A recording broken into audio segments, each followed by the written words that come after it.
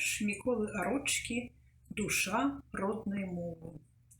У мовы маёй нібы ў чалавека прыгожае цела, жывая душа, то ж вам не чужацкі жаргон недарэка з нахабствам прыблуды і прыбыша. У ім, як в забруджаным лесе, жаргоне, бляшанкі, бутэлькі, лаўжы, як вужы, а родную мову хоць вечна ў загоне ратуе жывучасць яе душы.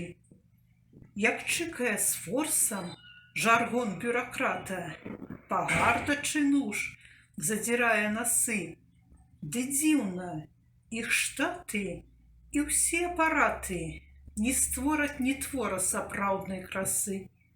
Жаргон на пракат для экспансіі прыдатны, а твору ж патрэбна крынічка душы, народнай душы, і спагады, і праўды, і моўнай душы, што не ўздзець на крыжы. Трасянка калечанне моўнага цела, на ім ужо колькі рубцоў і шрамоў, але пад рубцамі трымціць, як трымцела душа адной з самых прыгожых моў.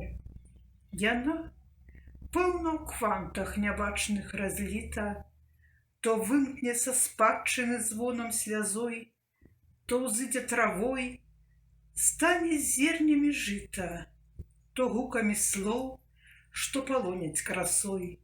Здаецца, красе патаптанай, абнылай не ўстаць з бездухоўнай цямноты глушы.